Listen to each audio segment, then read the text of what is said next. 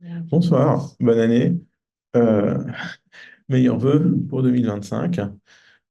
Que cette année vous soit, comment dire, profitable et que vous ayez, je souhaite, plein de belles choses qui se passent dans cette année intellectuellement et personnellement. Je suis content, heureux de vous rencontrer. C'est le premier soir de ce séminaire, hein. On lance une série une petite série de six dates, six séminaires avec Margot, qui s'y présente, que je remercie bien sûr d'être présente, Bonsoir. Benjamin Lévy. Euh, alors, on a donc réparti ce séminaire en six dates mensuelles, de 18h à 20h, et nous aurons des invités qui viendront euh, de nombreuses occasions. Le thème de ce séminaire, vous savez, vous venez, c'est les gestes de la révolte.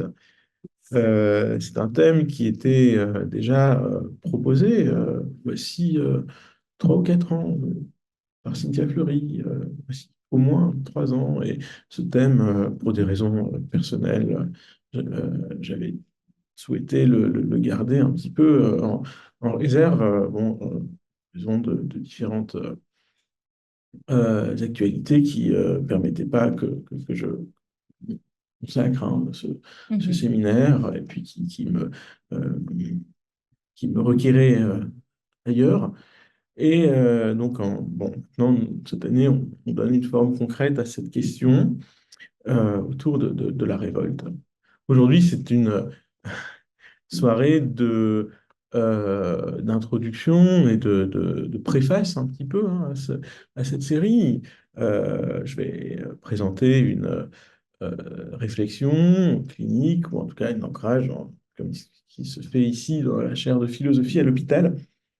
Quelque chose qui relève d'une philosophie clinique ou d'une clinique philosophique de la question de de la révolte.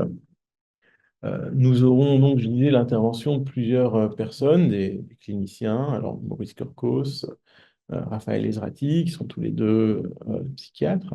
Maurice Kurkos, qui sera également en dialogue avec Margot, puisque Margot présentera aussi également euh, disons, une intervention autour de la question de l'anorexie, de l'expression de révolte anorexique. Maurice Kurkos viendra, je crois que c'est la prochaine fois, je crois que c'est C'est en la prochaine février, c'est la séance. prochaine fois. Mhm. Voilà. On avait d'abord prévu peut-être de proposer d'intervenir à une autre date et que Margot, Et on a et interversé finalement, pour finalement des avec raisons de moi. convenance personnelle, c'était. Mhm. Voilà. Et Raphaël Ezrati, lui, viendra parler du phénomène des hikikomori, donc ces jeunes Japonais qui s'isolent, euh, jeunes et moins jeunes d'ailleurs, et assez nombreux. Donc, peut-être interroger la question de ce geste de s'isoler euh, au prisme de la question d'une révolte intime. Pour ce soir, c'est autour d'un ensemble de dualités que je vais essayer d'axer ma préface, mon intervention. L'idée est que, effectivement, euh, le champ de la révolte clinique, politique, est structuré autour d'un certain nombre d'oppositions que on va présenter, que je vais proposer de présenter. Alors, le registre de ces oppositions, bon, je ne crois pas qu'il soit exhaustif, hein. C'est quelque chose qui pourrait faire l'objet encore d'une peut-être expansion, mais euh, il y a quatre champs d'opposition qui permettent d'interroger la révolte. Et donc, c'est un séminaire sous le geste de la dualité, puisque l'intuition première était que la révolte n'est jamais simple, qu'elle est double, ou qu'elle a toujours un double fond, ou qu'elle est toujours structurée autour d'un jeu d'opposition et de dualité. C'est ce qui était indiqué dans le programme, effectivement, dans le programme de séminaire, hein. Effectivement, alors, elle est désir et refus, elle se montre et se dit, la révolte, elle s'oppose et elle affirme. c'est autour de ce jeu d'opposition, de contraire, qu'il s'agit ce soir d'essayer de commencer à construire une clinique de la révolte, avec l'idée justement que c'est dans une globalité que on a à percevoir cet objet et que si on en isole une facette, on risque de passer à côté en se concentrant sur ce qui est un symptôme isolé ou un aspect particulier et qu'on rate alors le phénomène. Et donc la dualité de la révolte, elle n'est pas toujours explicite, bien sûr, dans l'esprit de ces acteurs. Et c'est parfois l'un, parfois l'autre aspect qui prend le dessus.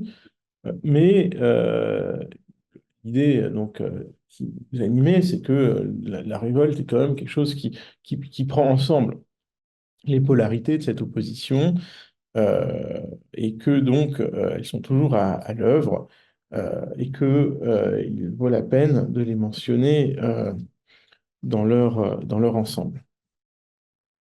Alors, j'ai commencé par présenter quelques images de la révolte, quelques images qui nous renvoient à certains éléments de cette notion. Tout d'abord, si on, ce que j'ai voulu montrer par ces quelques images, c'est l'idée que la révolte, ce sont des corps en mouvement, des corps en action. Donc il y a des attitudes, des actions et des postures, euh, le geste de soulèvement, l'insurrection, qui, dans son étymologie, renvoie aussi à l'idée de soulèvement, sont des actions, sont des manières de mettre en mouvement un corps, une dynamique qui prend individuellement et collectivement. Euh, donc le tableau, bien sûr, de la liberté dans le peuple témoigne de cette geste de se soulever, de ce geste de se lever avec une opposition forte, comme on voit, entre l'horizontalité des corps des cadavres et la verticalité des insurgés. Euh, donc, il y a des corps, il y a du corps. Dans la révolte, on y va avec le corps. C'est pas quelque chose qui est désincarné, au contraire. Psychanalytiquement, dans un vocabulaire freudien, on dirait la pulsion traverse ici le champ de la révolte et avec tout ce qu'elle peut charrier, donc de somatique, le corps est présent, c'est un corps en action, un corps traversé par une pulsion, c'est une traversée pulsionnelle, une révolte. Ah, et j'y reviendrai, ça pose également la question d'une destructivité potentielle, également. Donc, je reviendrai sur cette question. En tout cas, le somatique, le corps est présent. La révolte n'est pas quelque chose de purement intellectuel, et jamais quelque chose de l'ordre d'un soulèvement qui est purement de l'ordre de l'intellect ou de l'esprit. Quelque chose qui prend à même le champ du physique, d'un corps vivant.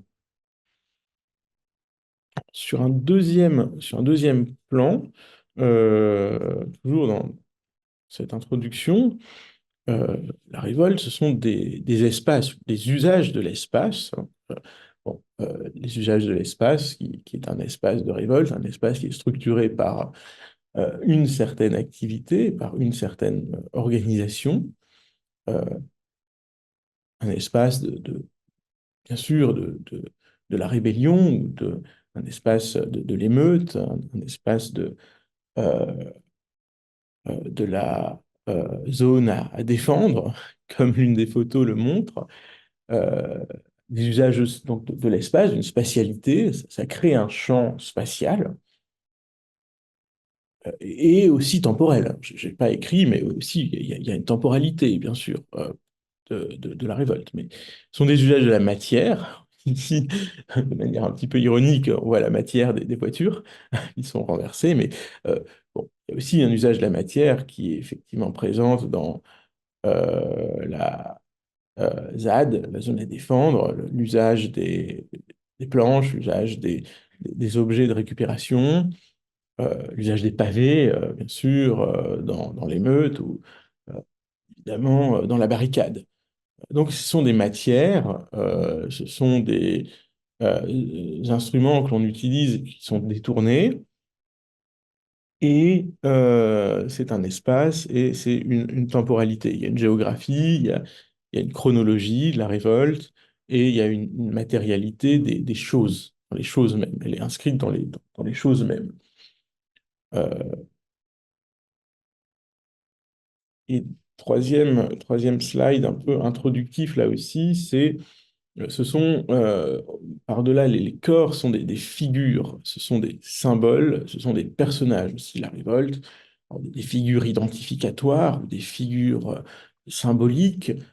Ici, j'ai voulu à la fois indiquer le personnage de fiction, les 400 coups, donc un des symboles pour moi de la révolte au cinéma, bien sûr, le jeune Antoine Doinel, le personnage de Truffaut, joué par le jeune Jean-Pierre Léaud, mais bien d'autres œuvres cinématographiques, hein, que les 400 coups auraient pu être présentées, alors, bien évidemment. Ici, on est dans le registre, bien sûr, de la fiction cinématographique.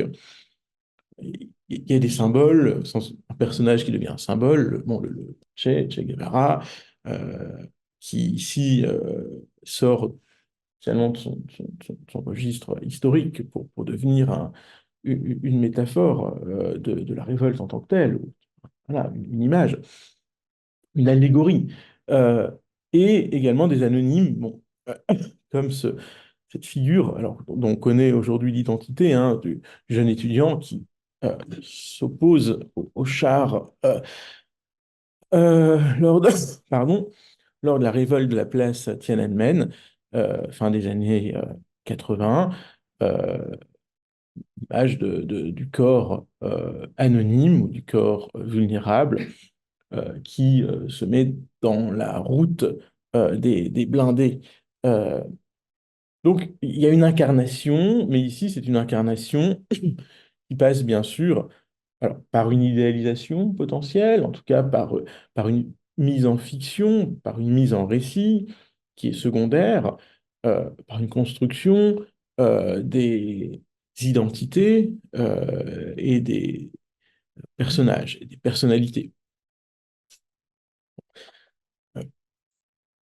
Donc tout ceci, c'est un paysage qui se déplace en fonction des lieux et des temps de la révolte. Mais je parlais, voilà, je reviens maintenant à cette question des éléments d'une clinique de la révolte. Je parlais de cette dualité, hein, je vais pas relire parce que j'ai déjà un peu dit quelques mots de cette question. Donc l'idée de construire une clinique de la révolte, c'est l'idée de la prendre dans sa globalité pour voir quelles sont les oppositions qui la sous-tendent. Et donc j'ai identifié, ou j'ai proposé d'identifier, pardon, je vais un peu vite, quatre pôles d'opposition ou quatre oppositions structurantes. Euh, Ce sont des outils qui permettent ensuite de discuter, qui permettent ensuite de parler et peut-être d'être repris dans les prochaines séances de ce séminaire. Alors, la première opposition, euh, c'est celle du voir et de l'entendre, ou de se faire voir, se faire entendre. On pourrait aussi dire faire voir et faire entendre. Ici, ce que je veux indiquer, c'est que la révolte se situe du côté d'un désir plus que d'un besoin, et que même si elle s'enracine dans une frustration qui peut traduire une exigence fondamentale, un besoin insatisfait, c'est pour la traduire dans le registre de l'exigence désirante. Euh, Autrement dit, la révolte n'est pas la revendication. Alors, la revendication, c'est une notion que j'ai moi-même travaillée. J'avais euh, rédigé un ouvrage qui est paru en 2022 sur cette question, qui est qui pourrait être retravaillé aujourd'hui à l'aune de nouvelles questions, mais Albert Camus, pour prendre un prédécesseur, affirmait déjà que la revendication n'est pas la révolte. Donc c'est dans l'âme révoltée, Albert Camus indique que la revendication provient de ce que l'on n'a pas. Quelque chose, ce dont on a été frustré. Et dans une analyse de la notion de frustration, Jacques Lacan est très proche de ce que dit ici Albert Camus, puisqu'il indique que la frustration, euh, elle est attestée par le fait que, elle est suivie d'une revendication. Voilà, la revendication atteste du fait que quelqu'un a été frustré de quelque chose. Mais c'est dans le domaine de ce que l'on n'a pas ou de l'extériorité. La frustration, c'est le monde n'est pas comme il devrait être, on n'a pas ce que l'on devrait avoir ou ce à quoi l'on prétend. Euh, alors, pour Albert Camus, ça impliquerait passivité et ressentiment. Donc c'est quelque chose pour Camus qu'il voit, c'est pas sûr, effectivement. Je vois que certains hochent la tête, et en effet, bien sûr, on n'est pas nécessairement en accord avec cette idée. Voilà. Pour Camus, il voit ça sous le signe d'une négativité, d'une rancœur, qui s'opposerait à la révolte, qui serait du côté plutôt de l'être. Alors, bon, ce qu'on peut peut-être nuancer, c'est en disant la revendication qui succède à une frustration, elle désigne en creux d'abord la manière dont le monde n'est pas, la manière dont le monde devrait être et dont il n'est pas, ou la manière dont les choses ne sont pas. Et pour dire qu'elle devrait être autrement, ça implique un rapport à une idéalité qui manque. Euh, il peut y avoir un discours juridique, un discours politique qui vient soutenir, ou au contraire qui vient essayer de défaire la revendication, une idéologie aussi. Euh, alors, la révolte, en contraste, proviendrait d'abord de ce qu'on est, non pas de ce qu'on a ou de ce qu'on n'a pas. L'historien dont je reparlerai, Georges Didi Huberman, ajoute dans la révolte, ce qu'on est, d'abord, c'est en deuil. La révolte provient d'un manque, on a été sujet à une perte. Et dans la révolte, on reste sujet à une perte. Donc, dans la révolte, le sujet est d'abord figé, en deuil, puis soulevé dans un deuxième temps par la perte et mis en mouvement par elle. Et ce mouvement qui suit la perte est aussi celui du désir. Donc, la révolte est un soulèvement désirant qui succède à un temps de deuil figé. D'abord les larmes ou d'abord le moment de paralysie endeuillée et ensuite le soulèvement et éventuellement l'appel vers l'autre. Et la révolte, ici, se calque sur une dualité du désir, le regard et la voix. Alors, du côté du regard, l'enfant tire la langue pour la montrer, pour l'exhiber. L'adulte peut faire un doigt d'honneur. Le sujet révolté fait voir et quelque part se fait voir. Alors, en alternant le viril ou le phallique et, et le comique, puisqu'il y a aussi une dimension forte de parodie dans la révolte également. Ça peut être un jeu sur le phallique, le viril, l'érigé et le vide. Euh, dans les deux cas, dans les deux situations, la révolte appelle une exhibition, une monstration du corps ou de parties du corps ou de certains éléments. Et aussi, elle appelle les regards, un voyeurisme parfois obligé, un voyeurisme parfois contraint. C'est-à-dire que la révolte appelle le spectacle et parfois le spectaculaire. Alors, l'historien Georges Didier Huberman, bon, qui est bien sûr historien de l'art, spécialisé dans l'analyse des images, et en particulier intéressé par les films du réalisateur soviétique Eisenstein, dans lesquels qu'il analyse dans ses ouvrages, et dans lesquels il voit justement la mise en scène spectaculaire de la révolte à travers certains de ces éléments signifiants, de ces linéaments euh, les plus marquants. Merci. Du fait qu'elle se situe dans le champ du visible, du regard, la révolte va éventuellement jouer aussi sur l'élément de fascination qu'elle induit, ou au contraire tenter un effet de défascination, et de défascisation aussi, euh, sans doute.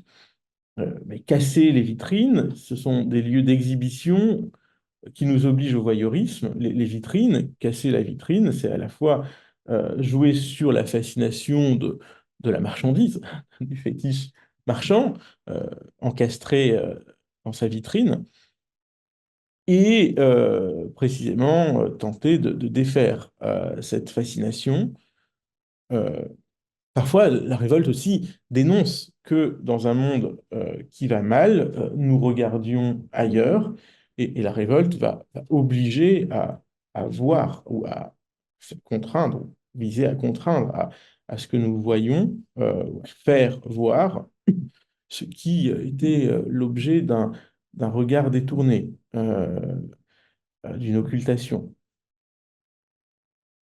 La révolte ici joue sur cette dimension du regard et capte le regard éventuellement pour le diriger, pas forcément pour le garder. Euh, mais et du côté de la voix, du côté de la voix, la révolte se manifeste, crie, chante, se fait entendre et fait entendre. La révolte appelle à l'expression, on le verra encore un peu plus tard avec Camus, d'un refus et d'une demande, d'une exigence, d'une revendication, au sens ici d'un appel à quelque chose et à quelqu'un. Il y a une adresse dans le langage. La révolte parle, réclame, attend, espère, exige, et parfois refuse et s'oppose bruyamment, et se cabre, et donc se braque. Et cela est pris dans le oui et dans le non, mais dans l'expression, dans une parole, dans des slogans, dans des discours, dans une rhétorique. Il me semble que ça nous situe dans une ligne de tension qui peut conduire aussi, et on le verra avec Margot, avec Maurice Clercos et avec Raphaël Ezrati, ça peut nous conduire sur une ligne de tension qui mène à l'opposé, c'est-à-dire à une posture où toutes ces valeurs s'inversent euh, dans un un refus du regard et un refus de la voix, un refus de faire voir et un refus de faire entendre, qui est l'opposé, mais la continuation de la révolte, une posture négative où la révolte, justement, va refuser de se situer dans le champ de l'apparaître. C'est encore la révolte. C'est encore une modalité de la révolte. Si l'on peut dire, c'est ce que Freud appelait le retournement de la pulsion, l'inversion de ses valences. La révolte peut consister dans un refus de se faire voir et de faire voir, ou un refus de se faire entendre et de faire entendre. Alors, on verra peut-être ça un petit peu dans l'anorexie, un refus d'une certaine manière de s'exposer tout en exposant autre chose. Mhm. Et dans le phénomène des hikikomori, donc se refermer sur soi, ne pas être vu, ne échapper au domaine du visible et de la parole. euh, il y a aussi donc une dimension dans la révolte d'occultation. C'est refuser une certaine modalité d'être perçu et une certaine manière de ressembler à quelque chose et d'avoir l'air de quelque chose aussi. Autrement dit, la révolte, c'est aussi sur le champ du regard et de la voix, fuir, s'enfermer, s'enfuir, se taire, euh, forcer au silence, pour continuer un cheminement qui peut-être semblerait menacé par l'extérieur. Euh, donc la manifestation euh, bruyante et le silence volontaire et exacerbé se situent dans une même ligne de tension autour de la voix. Tout comme le jeu sur le spectaculaire, sur le spectacle, et au contraire la disparition volontaire, le fait euh, d'échapper au regard, euh, c'est une seule et même problématique à bien des égards. La clinique de la révolte, au sens du presque parfois d'une psychopathologie, mais c'est pas exactement la direction. Je pense que clinique est plus ce qu'on veut faire. Euh, mais c'est sans doute une clinique de ce renversement aussi, de l'apparaître dans un disparaître, de l'apparition dans une disparition potentielle. Ne plus se faire voir, ne plus se faire entendre dans le monde, dans une involution de la révolte qui laisse deviner aussi sans doute ce que Freud a esquissé sous le nom de pulsion de mort ou d'une certaine destructivité, là aussi, euh, elle est présente également. Dans ce retournement, peut y avoir aussi des valences d'affect telles que la honte ou la culpabilité ou l'agressivité envers soi-même, un retour de la pulsion contre le sujet, donc une autodestructivité. Mélancolie ou désespoir et sentiment d'humiliation. Dans cette occultation de soi, peuvent travailler dans cette ombre portée sur le moi un certain nombre d'affects de cet ordre.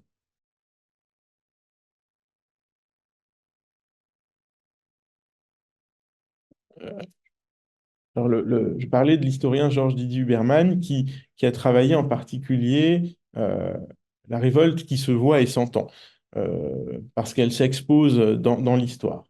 Euh, et ici, donc, je voulais indiquer, puisque je travaille avec cet auteur, certains de ses textes euh, sur la question. Ce sont des ouvrages massifs et euh, roboratifs.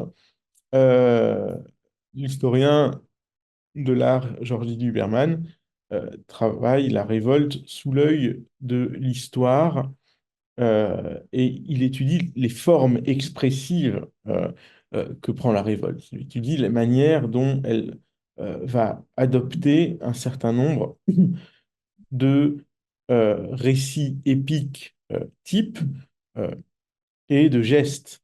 Alors, le geste de la révolte, geste, le mot est intéressant parce que geste de la révolte, ça renvoie bien sûr au geste au sens du corps en mouvement, mais les res gestae, en latin, qui ont donné en français la chanson de geste, c'est le récit épique. Donc, dans geste, on peut entendre aussi, dans geste de la révolte, on peut entendre le récit épique de la révolte. Geste, les gestae au pluriel en latin, ce sont les faits narrés par l'histoire.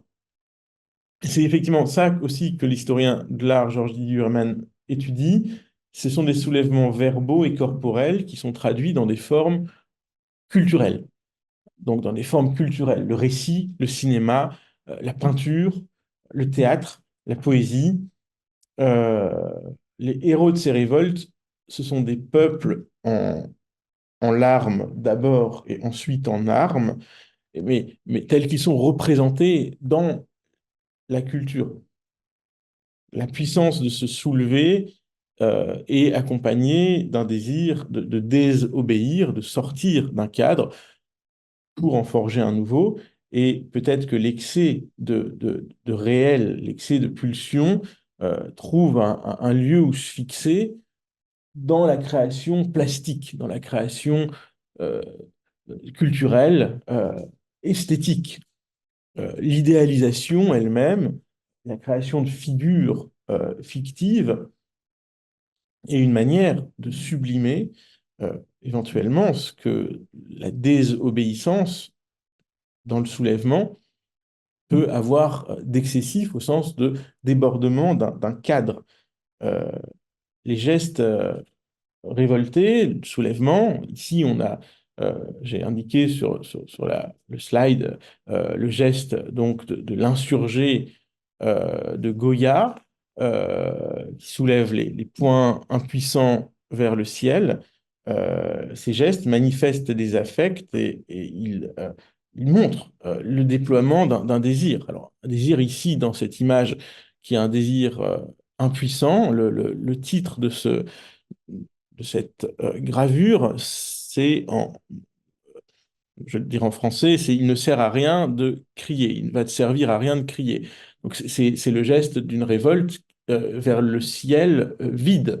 Goya, ici, est un auteur, un artiste voilà, d'une modernité extrême, dans le sens où la modernité, c'est aussi le ciel vide. Personne ne répond.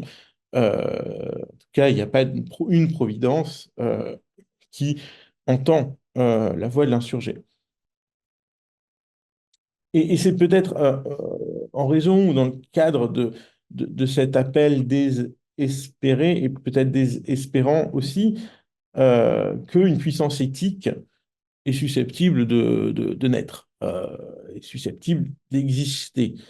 Puisque si tout est déjà entendu selon les règles d'une providence, euh, l'éthique est non nécessaire et pas inutile de convoquer l'éthique si il y a déjà un ciel plein d'anges et de dieux qui répondront aux appels. Euh, et donc le geste de la révolte, c'est un geste qui s'élève sur fond euh, des illusions, d'incroyances peut-être, lorsque, bien sûr, les solutions religieuses ne suffisent pas ou plus ou ont été balayées. Ce qui indique aussi que la révolte peut convoquer un acte politique. Hein, c'est la révolte qui convoque une transformation politique parce que ce sont les humains qui euh, se chargent eux-mêmes de prendre entre leurs mains euh, l'émancipation souhaitée. Alors, sur un autre plan ou dans une autre direction, un autre auteur avec lequel j'ai travaillé, Julia Kristeva, s'intéresse loin de Didi Huberman, et c'est pour ça aussi que j'ai choisi de le présenter, parce que c'est sur un autre axe très, très loin, mais tout aussi intéressant, donc très opposé, mais complémentaire donc aussi. Julia Kristeva, dans plusieurs textes publiés, alors, en particulier un duo de livres datant de la fin des années 90, sur le pouvoir et limites de la psychanalyse, c'est le titre du diptyque en tant que tel, mais chacun des volumes porte un nom qui convoque la révolte intime et les sens et non-sens de la révolte. Julia Kristeva s'intéresse à une révolte qui s'affirme comme intime d'abord, comme d'abord intime. Potentialité de rénovation politique, mais d'abord parce que c'est une renaissance intime. Euh, pour Julia Kristeva, la révolte commence par une rupture qui convoque le passé d'un sujet par un geste de retour qui envoie dans l'avenir. C'est un retour, c'est une révolte. Julia Kristeva définit le mot en travaillant son étymologie, en indiquant que dans la révolte, il y a l'idée de ce qui roule, de ce qui circule en cercle. Euh, la révolte, c'est ce qui revient cycliquement, et c'est aussi que ce qui fait retour du sujet vers lui-même pour le projeter vers un ailleurs. Euh, de ce fait, il peut y avoir une révolte intime loin de la rue et loin de la Grand Place. Mais cette révolte intime, loin de la rue et loin de la Grand Place, euh, elle n'est pas si éloignée quand même de la politique. Ce geste d'un sujet qui revient vers lui-même, vers un passé, vers une intimité, pour se projeter vers l'extérieur, c'est déjà un geste d'ouverture et d'émancipation. Les révoltes intimes qu'étudie Kristeva, ce sont les révoltes de l'intellectuel, que ce soit l'engagé, Jean-Paul Sartre, ou l'ironique Roland Barthes, ou Aragon, et plusieurs autres.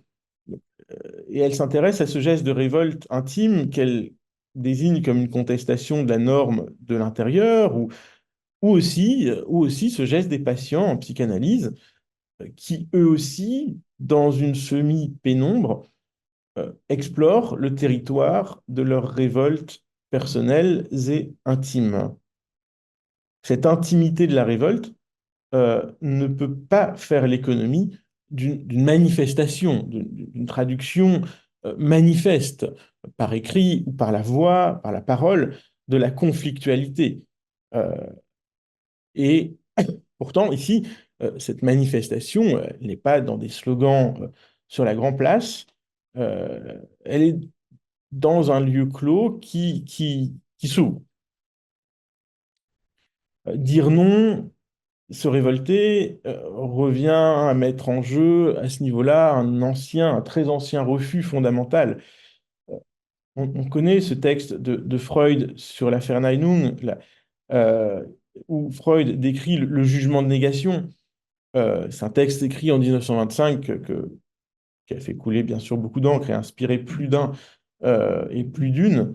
Euh, le mouvement de négation, le jugement de négation jouerait un rôle psychologique essentiel, dit Freud, serait ancré dans le corps.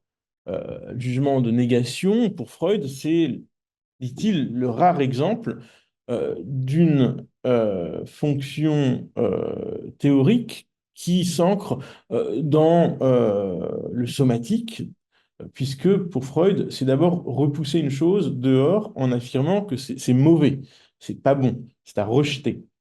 On touche au fondement d'une dimension archaïque, alors de constitution du corps par l'expulsion, une Ausstoßung, une expulsion qui constitue des limites d'un corps, euh, parfois corps politique, d'où la question délicate de savoir si le corps politique est condamné à ne se former que par l'expulsion, hein, qui est une question qui a été travaillée en philosophie politique.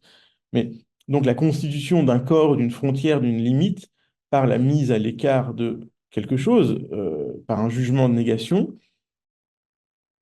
euh, qui va aussi se décalquer dans un fonctionnement psychique. Donc. Et donc les conditions matérielles de subsistance, le bon, le pas bon, ce qui est mauvais et ce qui est jugé satisfaisant, constituent le corps et façonnent l'esprit. Euh, Au niveau pulsionnel, il y a une brutalité inhérente à cette expulsion. Et la brutalité, c'est peut-être justement toujours un acte d'expulser, de rejeter au loin, de repousser, d'exclure, de refuser. La brutalité, je crois, c'est toujours un acte d'expulsion de ce qui est jugé mauvais, étranger, indésirable, euh, euh, impossible à intégrer. Là où la violence est plutôt dans l'emprise, dans le désir de conquérir et de soumettre, et donc de dominer dans le sens d'une prise, d'une emprise, et donc d'une domination qui vient saisir sa cible, ça c'est la violence. Eh bien, la brutalité, elle est au contraire dans le fait de projeter au dehors. Et la révolte, effectivement, elle est, qu'elle soit intime ou qu'elle soit publique, prise dans ce mouvement, il y a une visée de s'extraire soi-même d'une situation ou de s'extraire collectivement d'une situation perçue comme intolérable. Après tout, la révolte, c'est la réaction à une situation révoltante. Euh, il y a une dynamique inaugurée par un geste brutal peut-être, mais un geste qui repousse au loin. Euh, la révolte est dans un contexte, qu'elle soit intime ou qu'elle soit collective, de dire non, c'est-à-dire de créer une frontière, de créer une limite. Alors Kristeva, quand elle étudie l'étymologie du mot révolte, pointe donc, je le disais, vers une notion de retour, de réitération. Sans doute justement cette constitution d'une limite, d'un point au-delà duquel on ne veut pas aller, eh bien, elle doit se réitérer de façon cyclique. La révolte, donc, vient du latin volvere, où on entend aussi ce même mot dans les mots de rouler, de faire rouler, de dérouler, de développer. Enfin, la révolte fait des volutes qui enveloppent alors, l'histoire humaine, l'histoire des sociétés, mais aussi individuellement, qui enveloppe le temps vécu par chacun. Une dialectique intime de la révolte. Dans son livre, Kristeva insiste surtout sur l'idée d'un retour vers le passé qui porte vers l'avenir, en ouvrant la vie de l'esprit. Et ce qui mérite pour elle de porter le nom de révolte, c'est ce retour à soi, ce retour vers soi qui porte à se projeter de l'avant. Et elle indique que ce travail a un prix qui est fait d'erreurs et d'impasses. Euh, que l'ouverture de la vie psychique à la recréation et à ce qu'elle appelle un processus aussi de guérison infinie, ce travail d'infinie guérison par un retour à soi qui porte vers l'avenir, a un prix qui est celui de, voilà, d'impasse et d'erreurs et de tâtonnements. Ici, elle propose justement de distinguer la révolte de ce qu'elle appelle un nihilisme où il y aurait une idéologie fixe qui enfermerait le sujet et son mouvement dans des valeurs stables, dans des valeurs fixes, dans des valeurs rassurantes, parce que, une fois pour toutes, déterminées. Alors, Kristeva donc, oppose ce mouvement de la révolte à une pseudo-révolte idéologique fixée dans des valeurs. Euh, et souligne que c'est un arrêt du processus de révolte qui fige le mouvement dans un ensemble de valeurs qui contraignent l'action et la pensée, qui simplifient aussi. On peut voir ici l'action de la pulsion de mort en termes de simplification de la réalité et de la pensée,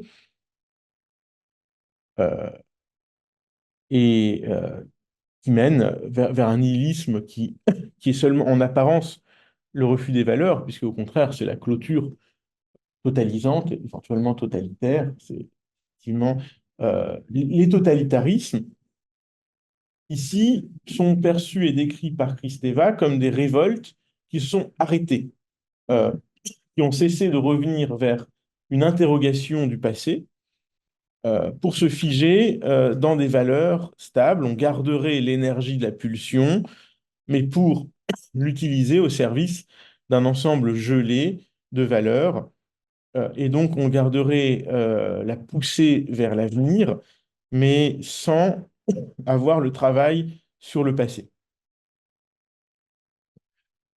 Alors, voilà, du forum politique au divan et de la barricade aux écritoires de Sartre et de Aragon ou d'autres, euh, Christevan permet de penser qu'il y a un même mouvement met en circulation la raison et les émotions, les affects et l'imaginaire, euh, avec des refus et des exigences. Alors, j'en ai seulement maintenant fini avec la première partie, mais rassurez-vous, les autres oppositions sont plus brèves, sont plus brièvement, enfin, je m'y attarderai moins longuement.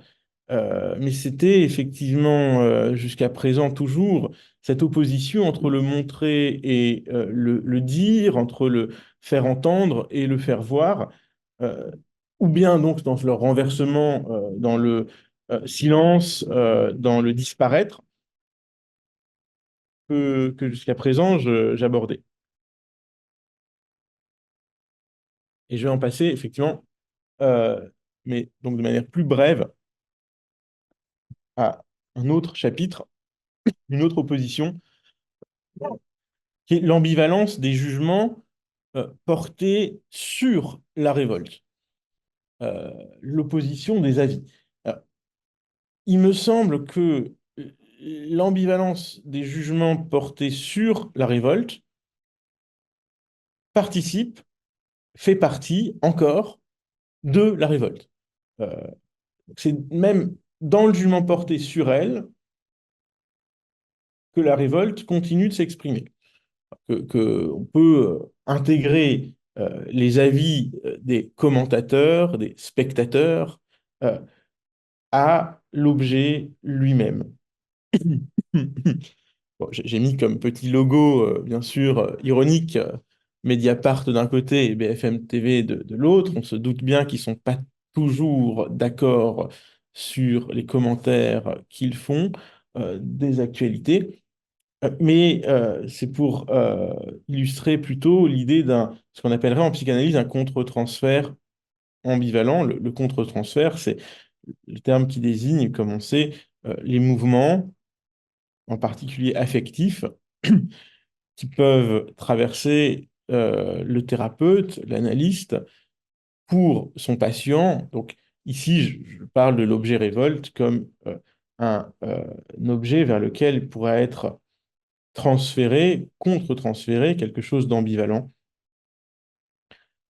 C'est un fait, la révolte suscite des jugements, la révolte suscite l'admiration ou le mépris. Euh, la révolte suscite l'empathie pour les révoltés, pour les insurgés, pour les rebelles, ou bien l'indifférence. Euh, bon, la révolte suscite des soutiens ou des défections et des sécessions. Le mouvement de révolte suscite des supports, appelle à être supporté, des appels à supporter ou, ou à dénoncer ou à critiquer. Euh, donc la révolte permet d'assister au jeu de l'amour idéalisé pour le sujet révolté et aussi de la haine, éventuellement des appels au meurtre, à la destruction vis-à-vis des- de l'insubordination ou de la protestation. Alors, il me semble que c'est d'autant plus compréhensible que, je disais, la révolte est un mouvement désirant. C'est d'autant plus compréhensible, me semble-t-il, que la révolte en appelle au désir. Hein, l'exhibition et la monstration suscitent bien sûr l'adhésion ou euh, le risque d'un sentiment de révulsion, ce que Descartes appelait l'aversion, c'est-à-dire l'aversion, le philosophe Descartes euh, la définissait comme l'inverse du désir, c'est fuir quelque chose. L'aversion, c'est avoir quelque chose en aversion, c'est fuir quelque chose. Donc la révolte désirante appelle soit dans les yeux du spectateur ou de ceux qui sont extérieurs, du commentateur, du critique, désir en retour ou aversion. Euh, Elle révulse ou elle attire. Je crois aussi que c'est lié au fait que la révolte, tout simplement, n'est pas sans cause. La révolte n'est pas sans raison. Et que certains vont s'attacher à faire effort pour comprendre et saisir ce contexte, ces causes, ces raisons, cette histoire. Je disais justement, certains vont faire l'effort de s'attacher à étudier cela parce que c'est un effort, c'est un travail, c'est une élaboration, c'est un cheminement. On le sait, dans le champ de la psychologie, de la psychiatrie, de la psychothérapie, de la psychanalyse, faire l'anamnèse d'un patient, c'est un travail, c'est un effort psychique et un investissement. Donc prendre en compte là aussi l'anamnèse, l'histoire, l'historique, le contexte de la révolte, euh, c'est quelque chose aussi que l'on peut refuser. Euh, Cela a un coût aussi pour le spectateur ou pour le clinicien qui s'attache à l'objet révolté. Euh, donc, l'ambivalence des jugements sur la révolte peut s'éclairer à la lumière du fait que l'on peut aussi refuser de mettre en contexte la révolte et ne la juger que sur ses actes. Euh, c'est sans doute l'expression la plus ferme de la haine, de la révolte, que de dire on ne jugera les sujets révoltés que dans leurs actes et ni dans leurs revendications, ni dans les causes et les raisons de leur soulèvement. Or, la révolte s'accompagne de destructivité, d'une vie pulsionnelle. Et quand on juge les actes euh, de la révolte et des révoltés ou des mutineries, on constate très vite justement cette destructivité qui sera bien sûr condamnée euh, ou critiquée. Alors, ça vaut aussi, je le disais, hein, j'essaye de mélanger les registres, pour les cliniciens dont la neutralité bienveillante est mise à rude épreuve par les manifestations les plus acerbes de la révolte intime de certains patients. Donc Margot nous en parlera, Maurice Corcos aussi, Raphaël également. Quand bien même le travail clinique implique l'exercice d'une suspension du jugement, d'une neutralité bienveillante, cette dimension contre-transférentielle, quand même, existe et implique que, alors, s'il y a clinique de la révolte, il peut y avoir aussi euh, un clinicien éprouvé, mis à rude épreuve, dont l'intimité va être chamboulée, bien sûr, euh, et puis, parfois, surprenant mais vrai, peut y avoir aussi contre-transfert positif et même révolte du clinicien en retour, révolte de la clinique. Bon, donc même imitation et mimésis du clinicien qui s'identifie au patient révolté et qui entre dans l'engagement. On en a vu. Mais sans jeu de mots, cette dynamique contre-transférentielle nous indique que il peut y avoir révolte du clinicien contre la clinique de la révolte. Voilà. Tout ça est pris dans un jeu de retour sur soi et de projection dans l'avenir et d'ambivalence et de complexité euh, et aussi de jugement, puisque le clinicien est aussi un humain, euh, par ailleurs, qui a certaines positions éthiques, mais aussi parfois morales. Euh, Aucun spectateur n'est toujours en tout et partout complètement, tout à fait, intégralement neutre. Euh, donc la première opposition, c'était celle qui structure la révolte en tant qu'événement désirant, qui se fait voir, entendre, euh, qui se manifeste, qui se dit.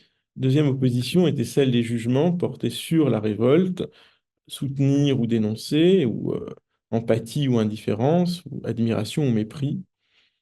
Alors, la troisième opposition, c'est celle inhérente à la révolte, de se révolter pour et se révolter contre. En cheminant ici avec Albert Camus, euh, qui le dit dès les premières pages de L'homme révolté, en posant une question, qu'est-ce qu'un homme révolté? C'est un homme, on me dirait aujourd'hui une femme éventuellement quand même, qui dit non, un être humain. Mais s'il refuse, il ne renonce pas. C'est aussi un homme, un être humain, qui dit oui dès son premier mouvement.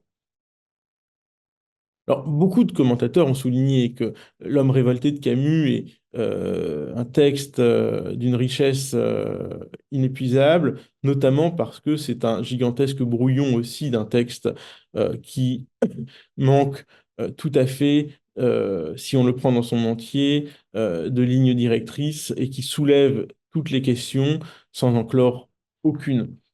Et toute l'ambivalence et toutes les ambivalences de Camus sont au travail dans L'homme révolté, sans conciliation, sans réconciliation intime non plus.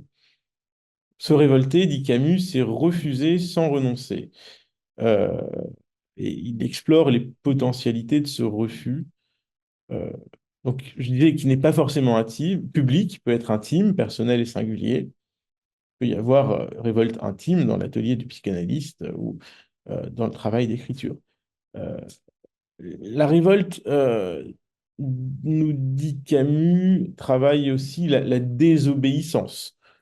Euh, c'est la figure d'Antigone face à Créon, Antigone qui désobéit à Créon dans la pièce de Sophocle.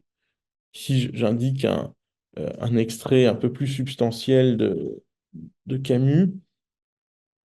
Euh, Euh, donc, la révolte interroge la soumission et l'insoumission à des autorités. Elle questionne le fait principiel, fondamental, de la domination et de la dépendance dans les rapports sociaux. Euh, il y a un fait principiel de la domination et de la dépendance dans les rapports sociaux. Chacun commence par dépendre des figures parentales. Et la révolte interroge cette dépendance lorsqu'elle est transposée sur des figures d'autorité. Euh, Albert Camus écrit il y a révolte lorsque quelqu'un s'écrit les choses ont trop duré. Jusque-là, oui, au-delà, non.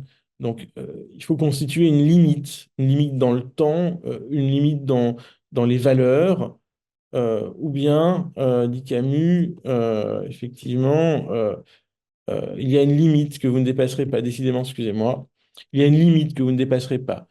En somme, effectivement, la révolte affirme des bornes, des frontières, et il indique que la révolte va avec le sentiment d'avoir soi-même raison, d'être confusément dans son bon droit. Donc, on crée un espace, on crée un lieu et qui s'oppose à l'espace de l'autre, exigeant et excessif.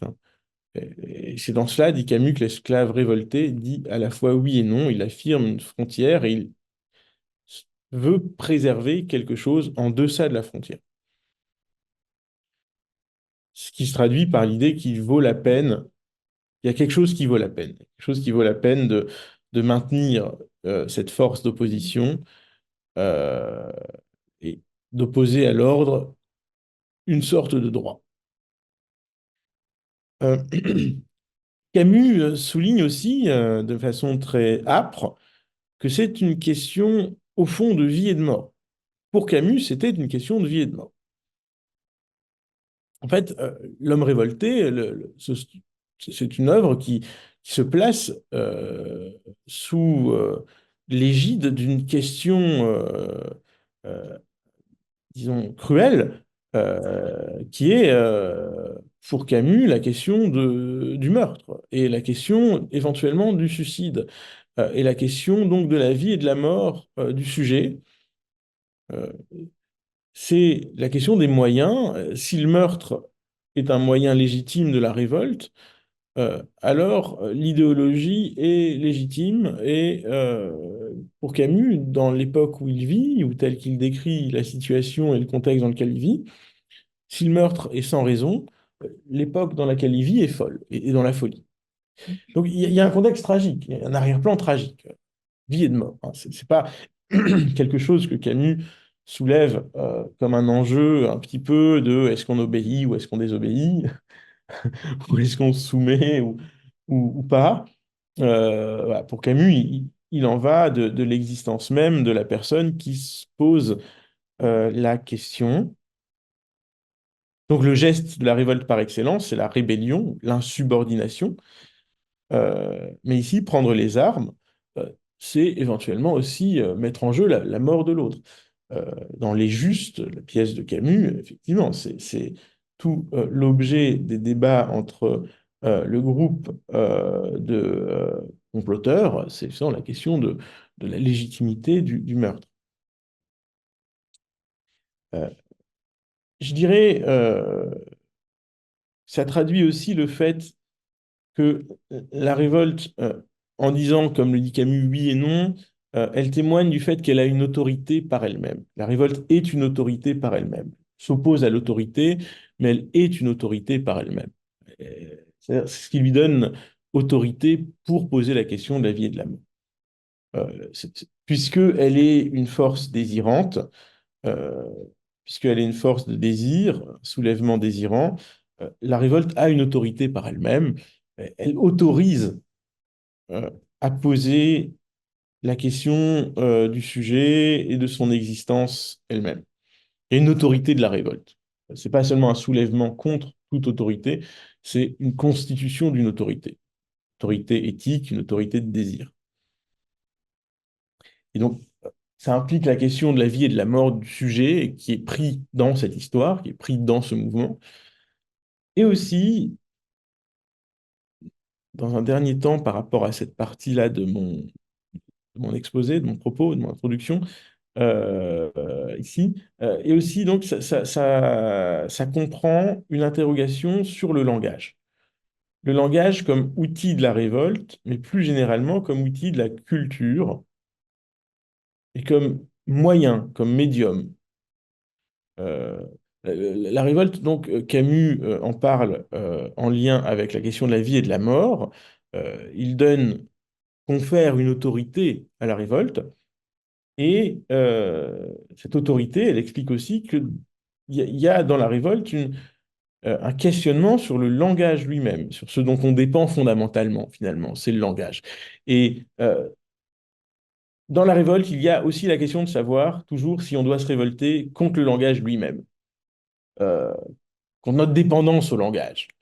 Euh, la révolte peut se muer en cri inarticulé euh, et en désir de détruire le langage lui-même. C'est une tentation de la révolte qui existe toujours comme une possibilité, la révolte contre le langage. La révolte peut viser à détruire le langage. Peut-être que c'est ce qui est réalisé dans les idéologies à bien des égards, mais aussi dans certaines révoltes intimes euh, où le sujet est révolté, détruit la parole, détruit l'autorité de la parole, pour affirmer l'autorité de sa révolte. Euh, Parce que le langage, c'est quelque chose dont nous dépendons et qui constitue la culture. Je crois que Camus était sensible à cette question, lui qui était écrivain, bien sûr, et qui donc travaillait avec le langage, était sensible, je crois, à l'idée que la révolte peut aussi être dirigée contre le langage lui-même. Que cette destructivité ou cette vie pulsionnelle peut se diriger contre l'autorité de la langue elle-même. Bon, j'ai presque bientôt fini. Presque bientôt fini. Alors, comme quatrième opposition et dernière, puis on pourra échanger, parler. La question de la... Donc, j'y arrivais, hein, c'était une transition aussi, ce que je viens de dire. La question de la culture, est-ce que la révolte est hostile ou favorable à la culture? Ici, ce qui est posé comme question, c'est moins la révolte elle-même, comme un jeu de tension entre le refus et l'acceptation, que ses conséquences. Freud, dans un extrait dans un passage du malaise dans la culture, pose la question de la révolte, mais si on lit bien, on se rend compte que il pose la question plutôt des conséquences de la révolte. Euh, donc je lis ce texte, il écrit ce qui bouillonne dans une communauté humaine en tant que poussée à la liberté. Donc, il dit il y a une poussée à la liberté qui bouillonne dans une communauté humaine, qui peut être une révolte contre une injustice qui existe et être favorable à un développement ultérieur de la culture et rester conciliable avec la culture. Ce qu'il dit donc dans un premier temps, c'est que il peut, Freud qui pourtant n'était pas très sensible aux dynamiques collectives et qui n'était pas très enclin à participer aux dynamiques collectives, qui gardait un quant à soi par rapport aux politiques et qui avait une méfiance vis-à-vis du fait politique. euh, il indique que la révolte peut quand même, disons, euh, lorsqu'elle proteste contre une injustice existante, contre un fait révoltant, se traduire par un progrès de la culture, un développement de la culture. C'est pas rien quand on sait à quel point Freud euh, estimait, à quel point il avait mettait au pinacle la culture, la notion de culture. Freud, la culture, c'est vraiment l'alpha et l'oméga de ce qui, c'est synonyme de ce qui civilise l'humain, et c'est synonyme de ce qui fait que l'humain n'est pas sauvage. C'est un terme qu'il emploie souvent quand il parle de la culture, hein. C'est un terme qui revient souvent quand il parle des Américains aussi, peut-être. Oui. Voilà, enfin, quand il parle de beaucoup de monde. En forme de plaisanterie, hein, on dit par ailleurs que pour Freud, la culture, hein, ça se limitait à Vienne, et encore, aux arrondissements centraux de Vienne, et encore, peut-être juste à son appartement. Voilà, c'est-à-dire, il y a une définition quand même très restrictive du champ de la culture, très élitiste aussi, et sans doute pas très sensible non plus à ce que la technique peut avoir de dominateur et de destructeur. En tout cas, dans ces éloges de la culture, il y a aussi un éloge du progrès technique et de la domination de la nature et de la conquête du milieu naturel. Si on le lit de façon rapprochée et très scrupuleuse, on se rend compte que Freud a un vocabulaire très belliqueux. La culture, c'est une conquête, une subjugation de la nature, y compris la nature humaine. Donc il y a un côté extraordinairement violent, conquérant et dominateur de cette culture que par ailleurs il admire en tant que vecteur de progrès et de civilisation. C'est pas tout à fait pacifique la culture pour Freud. C'est assez viril et c'est assez conquérant. Effectivement, quand Freud donc dit que ce qui bouillonne dans une communauté humaine et qui est une pulsion vers la liberté, pulsion à la liberté, peut générer un progrès de la culture, ça vaut son pesant parce que c'est dire que ce mouvement peut favoriser donc ce mouvement de la culture, c'est ce qu'il écrit, développement ultérieur de la culture, ça peut préparer un champ culturel cela peut inaugurer quelque chose qui est conciliable avec la culture. Mais il nuance, et là on voit qu'il y a l'ambivalence des jugements sur la révolte qui est ici à l'œuvre chez Freud, dont je parlais tout à l'heure, il nuance, ça peut aussi être issu d'un reste de personnalité originelle, non cultivée, non domptée par la culture. On voit ici hein, l'idée vraiment d'une saisie, hein, quelque chose de très binaire aussi, hein, Mais ici, il parle d'un devenir de la révolte vers l'hostilité à la culture, un fondement d'une hostilité à la culture. Bon, il souligne la destructivité potentielle des pulsions. La révolte peut être un tremplin vers quelque chose d'un progrès, élargir le champ de la culture, ou bien un chemin vers une destructivité accrue.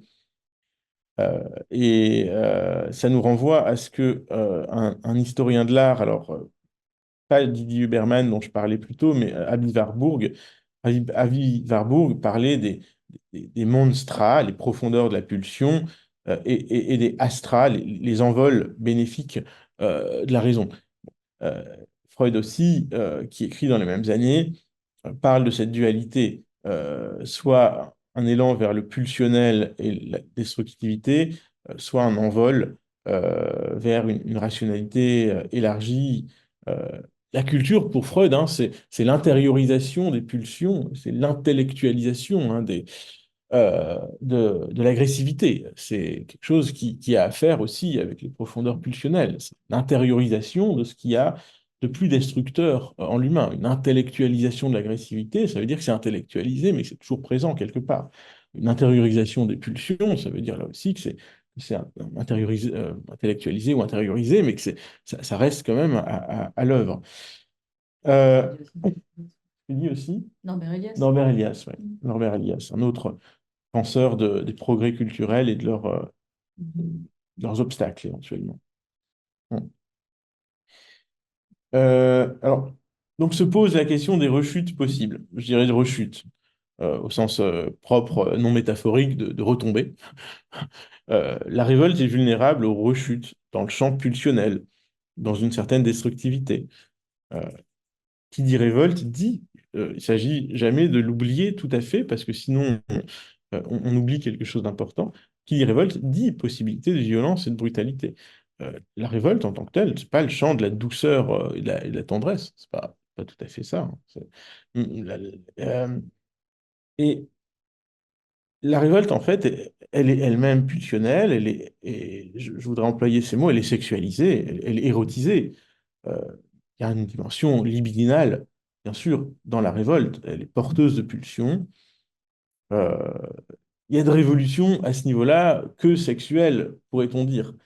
La révolte va avec le sexuel et le sexuel va avec la révolte. Hein. La révolte, elle est libidinale. C'est ça un peu aussi, je crois, que dit Freud. Hein. C'est que effectivement, ça peut être cette libido de la révolte, elle peut être présente comme quelque chose qui va rentrer dans le champ de la culture et permettre un développement de la culture, ou elle peut devenir aussi compulsive et répétitive, ou éventuellement donc haineuse. Euh, Après tout, voilà, l'âge pubertaire, l'adolescence, on dit, c'est l'âge par excellence de la révolte, c'est l'âge par excellence de la maturité, de la maturation, pardon, pulsionnelle et libidinale.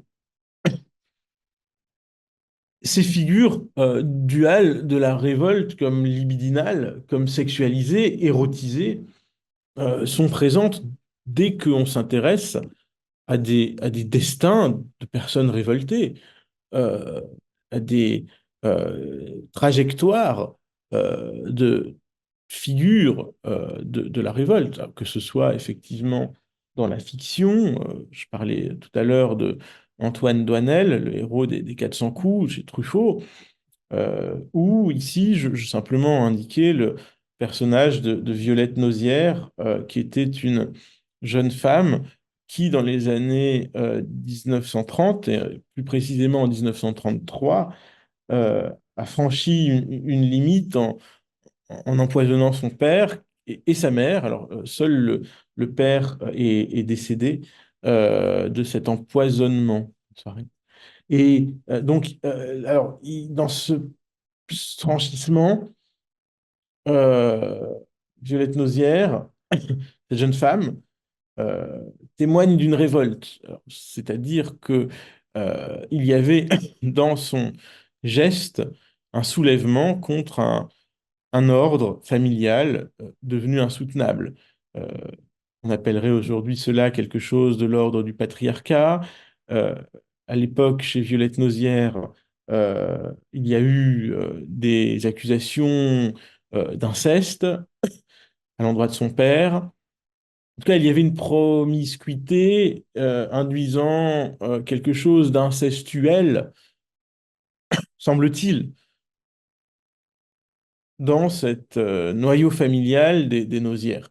Des secrets de famille qui, semble-t-il, laissent croire avec un certain degré de certitude que Violette Nausière n'était pas en fait la fille biologique de son père. Euh, alors, pris cet exemple parce que c'est un exemple qui a fait l'objet d'un ouvrage en 2022 sur lequel j'ai travaillé, L'épopée Nausière, qui est paru aux éditions Epel. Jean Alouche, le psychanalyste décédé voici quelques mois, a travaillé aussi sur cette notion de passage à l'acte. Il y a une révolte dans le passage à l'acte, il y a un franchissement, euh, il y a l'entrée dans un scénario qui met en jeu la vie libidinale, la pulsionalité. Il me semble que par ailleurs, ça met en jeu toujours aussi la mélancolie, le risque d'un épuisement du désir, voire le vécu d'un épuisement du désir contre lequel la révolte proteste.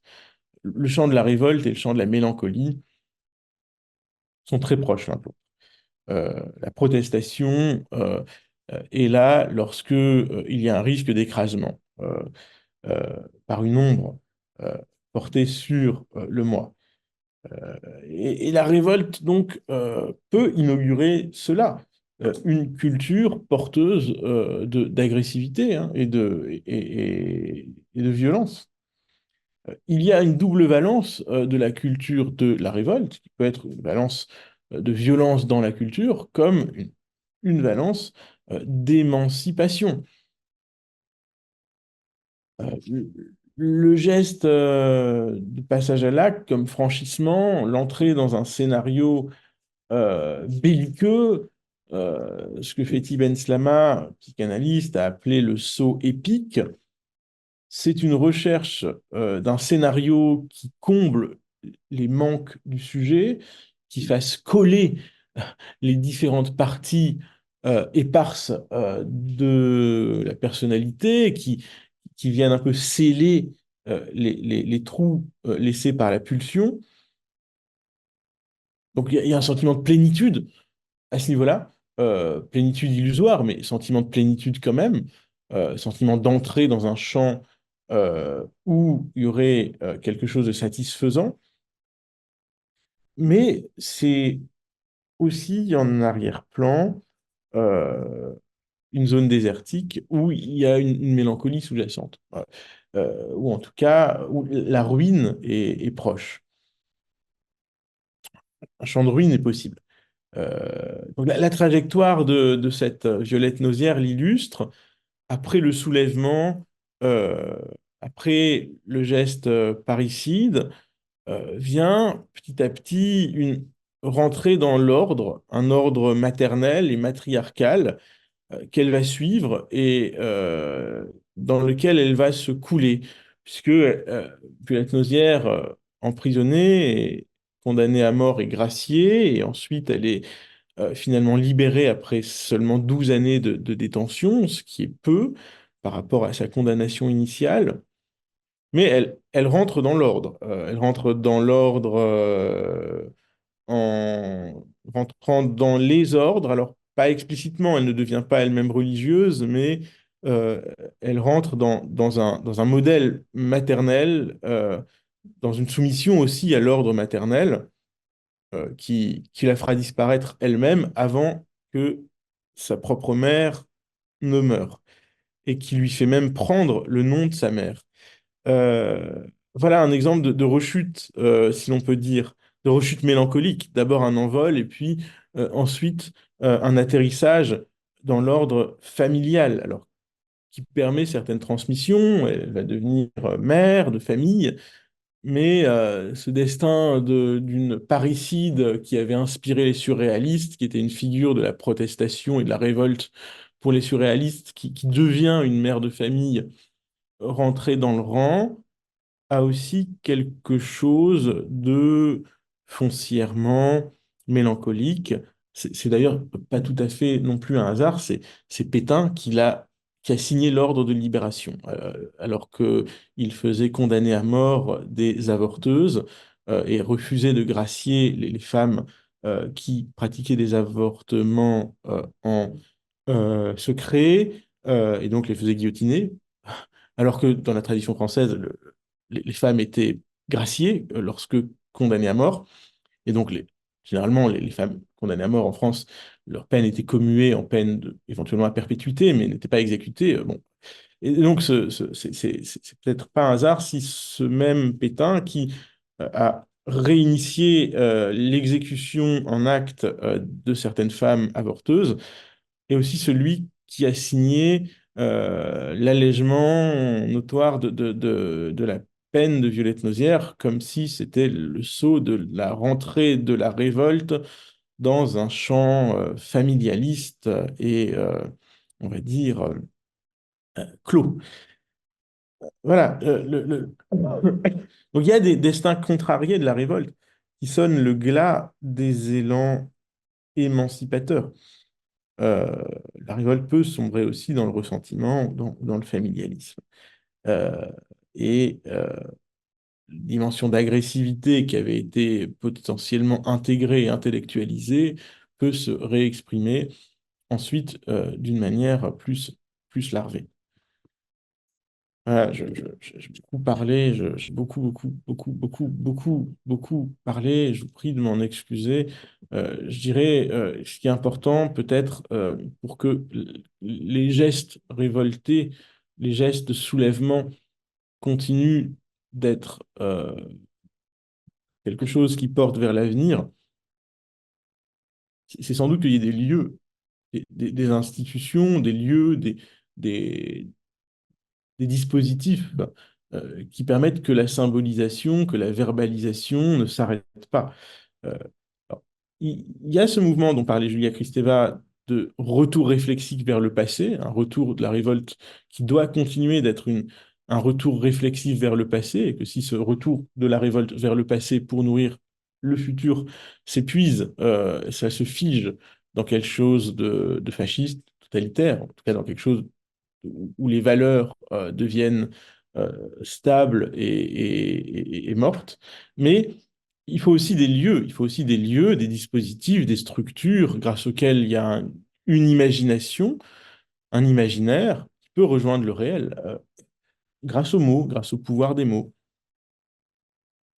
Euh, L'actuel ou l'actualité peut nous indiquer que bon, la révolte peut politiquement s'attaquer aux institutions et détruire les dispositifs culturels, symboligènes, qui permettaient éventuellement à des pensées hétérodoxes euh, de s'exprimer.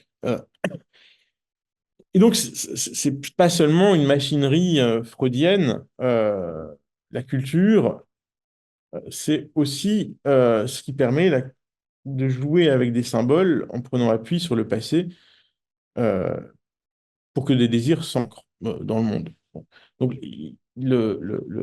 ce que je souhaitais présenter, c'est cette importance des lieux, des dispositifs symboligènes dans lesquels une traversée de l'imaginaire et des affects peut exister, que ce soit par la littérature ou par l'emploi du langage, comme garant du fait que les ressources pulsionnelles de la révolte porte vers quelque chose de socialement et politiquement vivant et vivifiant.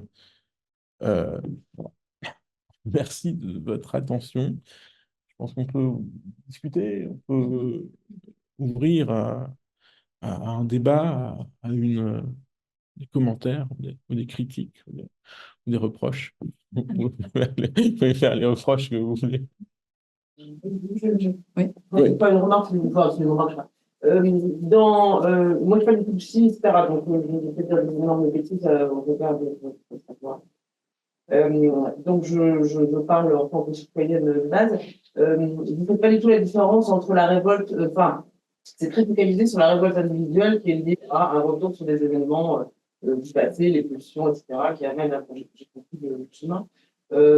Si on prend l'actualité d'aujourd'hui, où les choses, par exemple, si on prend la révolte qu'il peut y avoir, tout ça rentre là-dedans, les jeunes aujourd'hui par rapport aux questions climatiques et aux questions oui, la question de la révolte du collectif par rapport à des enjeux sociétaux, et je dirais, est-ce que vous faites rentrer ça aussi dans le même schéma de pulsion et de passé et d'avenir? Comment est-ce que vous analysez ça? Parce qu'il me semble qu'aujourd'hui, c'est marrant parce que les exemples que vous faites, même si vous citez, c'est quand même très vieux. Hein. Bon, j'ai rien contre le faute, mais il est quand même d'une époque quand même assez ancienne, et même les auteurs sont assez anciens par rapport aux problématiques sociétales d'aujourd'hui et par rapport aux modalités de révolte qui peuvent être celles, en effet, que l'on voit, qui peuvent être les gilets jaunes, qui peuvent être les Black Blocs, etc., etc. Est-ce que ça rentre dans ce schéma-là ou pas? Et pareil, sur la révolte et culture, la révolte peut amener à une attaque contre la culture, mais on peut aussi se dire que euh, le manque de culture ou le manque de mots ou le manque de, parce que vous avez parlé de langage aussi, qui permet pas justement d'exprimer un certain nombre de choses, peut amener à des comportements de révolte qui mettent en jeu le corps, etc. Parce que précisément, il n'y a pas d'autre médiation possible et il n'y a pas d'autre élaboration possible de la révolte. Voilà, de remarque. Hmm.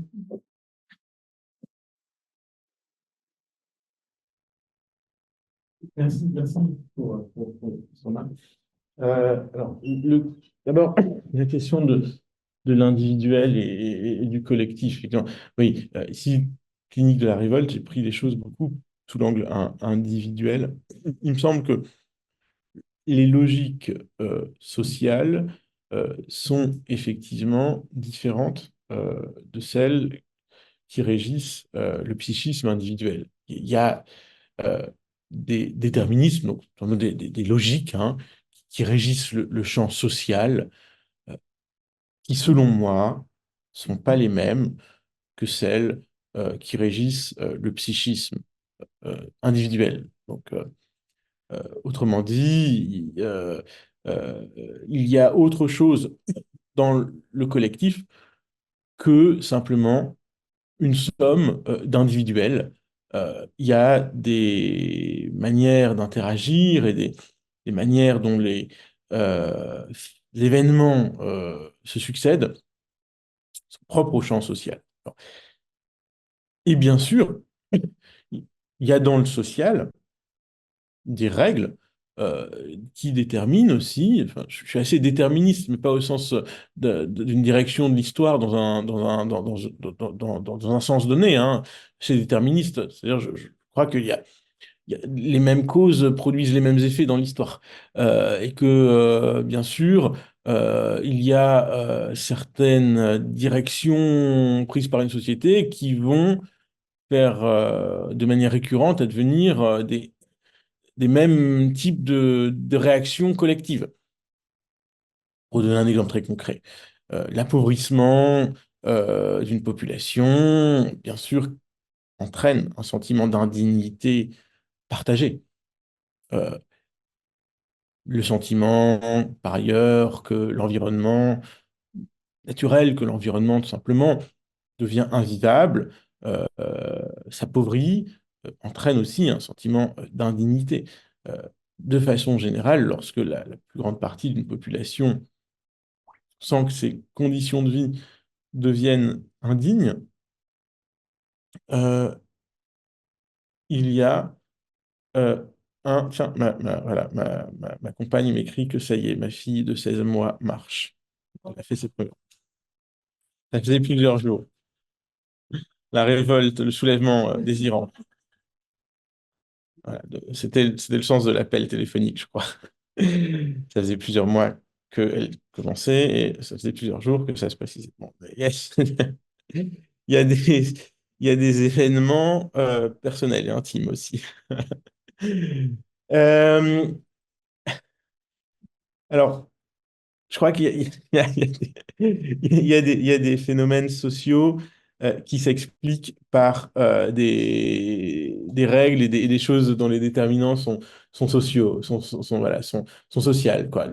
L'appauvrissement d'une population, le lieu de vie, c'est quelque chose qui est de l'ordre. Alors, on peut toujours le traduire par une sommation, par une addition de frustration individuelle. Alors, ben, on peut toujours, c'est un petit peu quelque chose que j'ai fait dans l'ouvrage que j'avais publié en 2022 aux éditions Flammarion, L'ère de la revendication.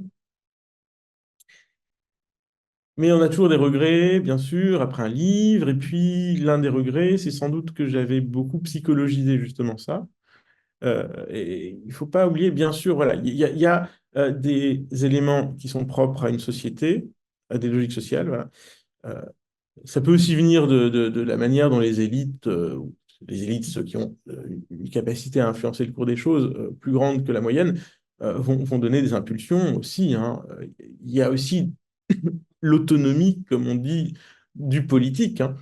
Par ailleurs, hein. Je veux dire, tout comme l'acte psychanalytique dans une thérapie, dans une psychanalyse, vient parfois couper certaines pulsions, eh ben, il y a l'acte politique qui peut exister comme acte éthique, hein.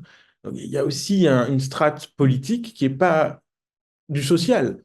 Et l'acte politique, on ne le voit pas beaucoup aujourd'hui. En principe, l'acte politique, il peut couper quelque chose, hein. Bon, voilà. En tout cas, il existe aussi. Donc tout ça, ça existe. Tout ça, ça existe, bien sûr. Euh, alors, la psychanalyse est quand même bien loin ici de ces questions. Enfin, la psychanalyse peut éventuellement aller jusqu'à appréhender, je crois, euh, ces notions sous l'angle de la culture. Sous l'angle de la culture et effectivement sous l'angle des outils, des instruments qu'une culture met à disposition. Euh, Ça rejoint ce que vous disiez, je crois, sur effectivement voilà, quelles sont les ressources, quelles sont les ressources dont chacun dispose ou dont collectivement il y a une possibilité de se ressaisir pour exprimer certains messages, certains ressentiments ou certains désirs. Euh, la culture, elle peut être aussi bien ce qui permet de construire des hélicoptères de combat que des quatuors à cordes. Je crois que je pense qu'il y a une dualité aussi de la culture. Voilà, les armements de pointe d'un côté et aussi la médecine de très haute technologie, hein. C'est l'ingénierie pour créer des missiles et aussi éventuellement pour sauver des vies humaines. Euh, Ce sont des valences de la culture, ce sont des ressources. Et donc, là, effectivement, l'idéalisation freudienne de la culture, elle tient seulement jusqu'à un certain point, et puis à un moment donné, elle doit être critiquée, je crois, ou elle doit être revue. C'est un peu ce que j'essaie de faire en ce moment pour réfléchir à ces questions de violence et de brutalité et de pulsion dans le champ de la culture.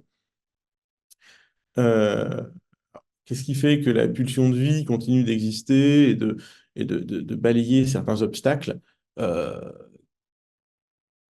sur la route? Donc, ce sont des ressources. Au niveau individuel, on peut dire aussi, hein, finalement, euh, pourquoi certains conflits continuent d'être pensés de manière individuelle alors qu'ils sont pris dans du collectif. Pourquoi certaines personnes ne pourrait-on pas leur proposer de penser leur souffrance psychique en saisissant de façon active des ressources que la culture met à leur disposition? Voilà, parler d'un conflit, bien sûr, à travers des films, à travers des romans, à travers des documentaires, à travers des pièces de théâtre, à travers des opéras ou des ballets, ou des livres de Kafka, puisque je n'ai pas parlé de ça, mais on parlera de Kafka aussi. Il y a une séance où on parlera de Kafka, et effectivement, c'est important. Euh, donc, l'intrapsychique et le culturel, et les ressources en dehors, dans le monde, euh, c'est important qu'ils dialoguent, qu'ils échangent. Euh, et, euh, à en rester à un niveau d'analyse individuel, bien sûr, on loupe aussi des ressources qui sont présentes dans l'extérieur et qui, si elles sont négligées, portent justement à l'isolement et au repli sur soi. Euh, je- donc, je finis un peu. Le collectif, bien sûr, il est présent. On peut analyser ça en termes psychologiques, en termes de psychologie sociale, en disant ce sont des déplacements de certaines frustrations. On peut toujours psychologiser ça. On peut toujours dire, bien sûr, euh, oh bah finalement l'enfant se met en colère lorsqu'il n'a pas un jouet et les adultes se mettent en colère quand ils n'ont pas assez d'argent pour payer leur loyer. Évidemment, mais c'est infantilisant de dire ça, de psychologiser à ce niveau-là. On dira il y a un déplacement des exigences, l'enfant pleure lorsqu'il a pas le biberon et l'adulte se révolte lorsqu'il n'a pas le pain. Mais il y a un côté infantilisant de penser les choses ainsi parce que ça signifierait que la politique n'existe pas. Donc que les humains sont complètement déjoués de leur des jouets, des objets de leur psychologie et de leur mécanisme psychologique. La manière donc de surmonter un peu cette question, c'est de dire il y a une autonomie de décision dans le champ politique qui reflète des enjeux collectifs. De même que le sujet n'est pas tout à fait réductible quand même à tout ce qu'il détermine au champ psychique, le social, la société, ne dicte jamais entièrement les décisions politiques. Il y a une autonomie de la décision politique soutenue par un imaginaire, soutenue par des pratiques, hein, mais voilà, si on ne pense pas il y a un tout petit champ à ce niveau-là qui est séparé euh, de tout le reste, effectivement, l'humain n'est jamais qu'un enfant qui crie après effectivement le biberon, quoi. Et c'est pas tout à fait le cas. Je crois heureusement, il y a plus de complexité que ça et plus d'inventivité. Voilà. Ouais. Il y a maintenant, comme souvent, ça arrive en groupe. Une question dans le chat qui demande juste les liens entre révolte et servitude volontaire.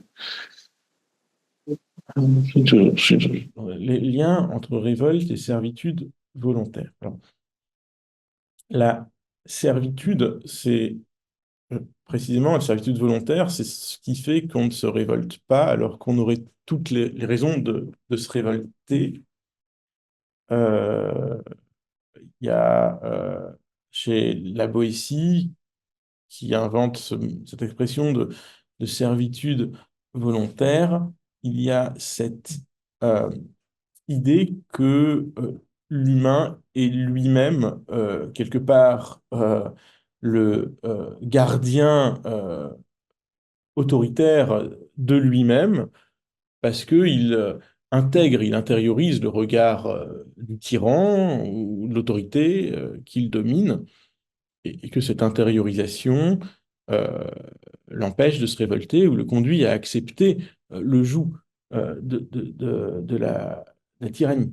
Euh, alors, c'est une question très très riche si on la développe. Euh, il y a encore cet après-midi, je retravaille un peu ces questions. On va avoir un atelier autour de la question de la souffrance au travail vendredi où nous parlerons d'un ouvrage de Roland Gori, la fabrique de nos servitudes.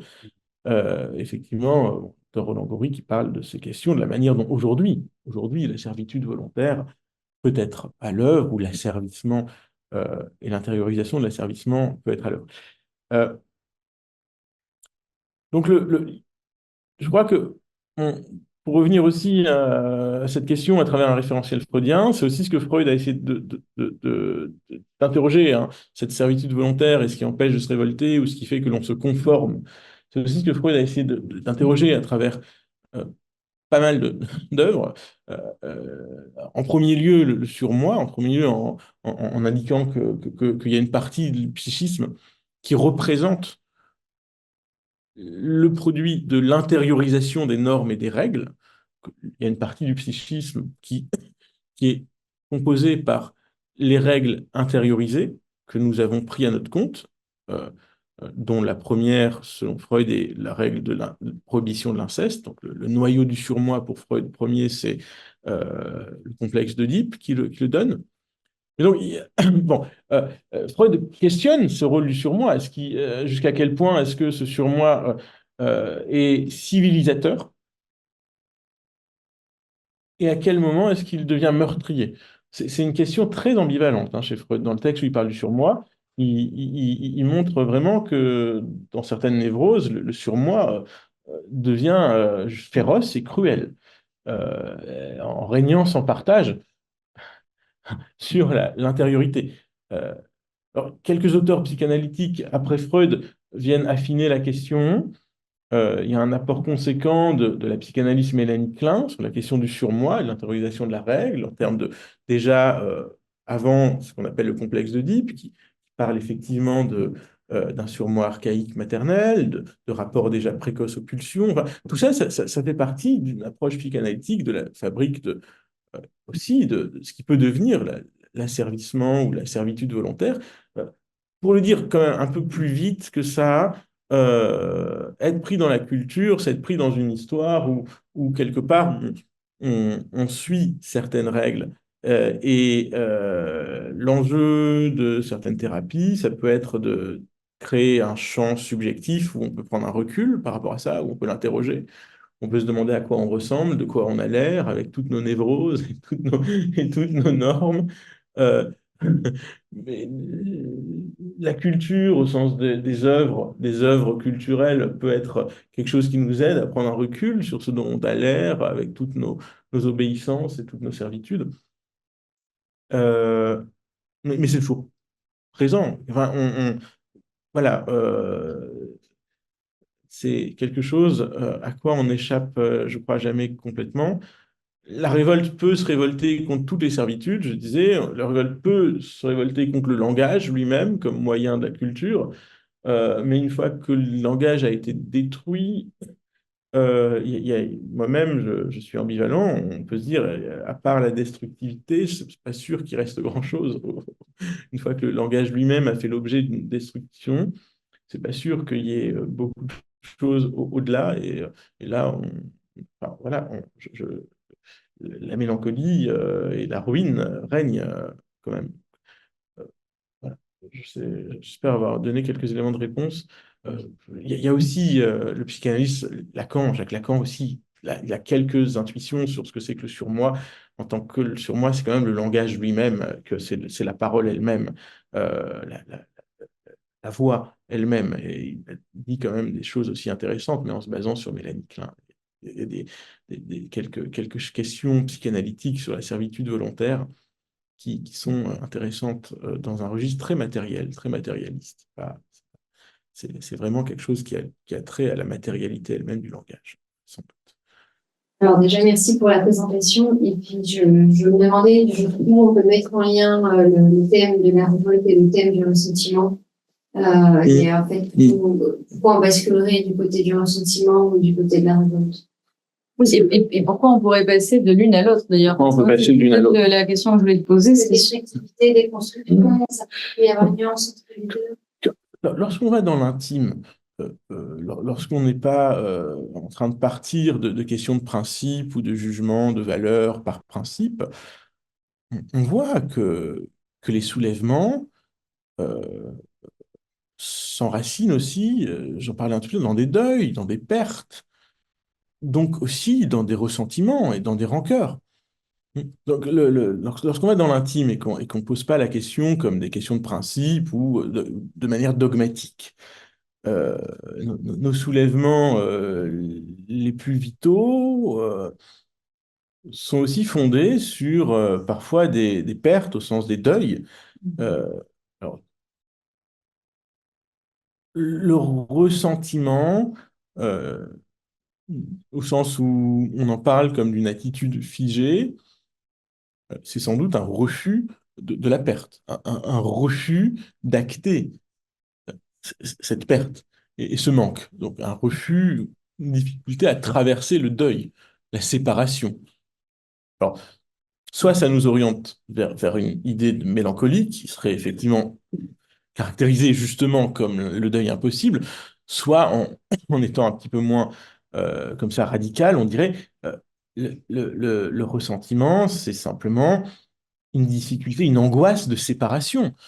C'est des choses qui nous animent tous, quand même, cette angoisse de séparation, cette crainte de la solitude ou de l'isolement. C'est des questions qui nous animent, qui nous angoissent aussi, qui nous rendent anxieux individuellement et collectivement. Et dans l'intime, ces questions sont présentes, sont présentes. Une perte est bien sûr parfois l'objet d'une acceptation, euh, mais on peut toujours revenir vers sur cette perte. Elle peut toujours se traduire par une rancœur par la suite. Enfin, il y a une plasticité aussi de l'histoire individuelle et collective qui fait qu'on voilà, on peut toujours être tenté par la réécriture. Ce qui fait que ça devient pas ressentiment quand même pendant certaines périodes ou que quelque chose de joyeux, de vital prévaut. Je crois que c'est lié à l'idée qu'il y a des lieux dont je parlais, des lieux où on sait qu'une symbolisation peut exister, ou un partage peut, voilà, peut se passer. C'est un peu ce sur quoi je revenais en fin vraiment de ma présentation. C'est l'idée qu'il y a des endroits où le désir peut se réfugier. C'est lié à une question peut-être sur ce que c'est qu'un asile, on est Sainte-Anne, un asile, un refuge, un abri pour le désir, pour l'intimité. Je crois que les- bon, un asile, bien sûr, ça peut être un lieu d'enfermement. Il y a toujours cette possibilité de retour vers une définition sécuritaire, protectrice pour la société, mais il y a un asile est possible. Et l'idée que le ressentiment gagne pas, c'est quand même lié, je crois, à cette notion qu'il y a des abris, il y a des refuges possibles. De ce point de vue-là, chacun est un réfugié du désir, euh, traversé par nos pulsions. Chacun de nous cherchons un refuge pour que cette dimension destructrice des pulsions, voire haineuse, en tout cas compulsive, ne nous détruise pas, ne détruise pas nos objets d'amour et ne l'emporte pas sur le désir. Et donc, chacun est en recherche, quelque part, d'abri et de refuge pour, voilà, pour héberger que le ressentiment ne triomphe pas, c'est peut-être aussi fonction de l'accueil qui est donné dans ces abris au désir. Est-ce que c'est bienveillant? Est-ce que c'est chaleureux? Il y a le philosophe Jacob Rogozinski qui parle dans son dernier ouvrage de l'inhospitalité qui règne aujourd'hui dans le monde, à savoir du désir de ne pas accueillir les étrangers, les migrants, les différents, les autres. Voilà. Et malheureusement, son diagnostic, voilà, il est vérifié. Voilà. Lorsque l'inhospitalité règne, lorsque l'autre, le différent, et le désir comme figure de la différence, toujours règne, bah, le désir n'est pas accueilli. Et le désir mal accueilli, se sentant indésirable, bon, vire éventuellement au ressentiment, hein, voilà. Donc les lieux d'abri, les lieux de refuge, des institutions, des espaces, des collectifs, où, où, où la singularité peut se sentir reçue. C'est une question d'hospitalité, effectivement, une question d'accueil, me semble-t-il. Et que si on est accueilli nulle part, effectivement, malheureusement, on peut en vouloir au monde entier. Mm. Ouais, ouais, ouais. Bon, voilà. Donc, essayons de parier sur l'hospitalité. On me fait signe, tout à fait à juste titre, que c'est fini. Merci beaucoup, beaucoup. Merci. À bientôt.